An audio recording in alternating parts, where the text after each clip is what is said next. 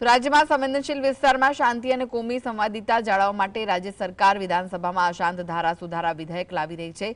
આજે આ સુધારા બિલ વિધાનસભામાં ગઈકાલે રજૂ થયું ત્યારે એલિસ બ્રિજના ભાજપના ધારાસભ્ય અમિત શાહે આવકાર્યું। તેમણે સુધારા બિલ પર પ્રતિક્રિયા આપતા કહ્યું કે હિન્દુઓની સોસાયટી, પોળ અને મકાનમાં ભાડુઆતને ઘર ખાલી કરાવવા મોટી મુશ્કેલી પડી રહી છે, તો આ સુધારા વિધેયક નહીં થાય।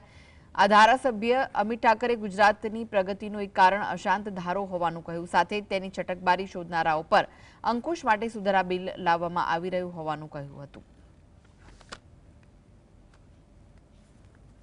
અશાંત ધારાની અંદર લોકો એની કાયદાની જે છટકબારીઓ છે એ છટકબારીઓ સતત શોધ્યા કરે છે, સતત નફો રળી લેવા માટેના જે તત્વો છે કોઈ બી કોમના હોઈ શકે।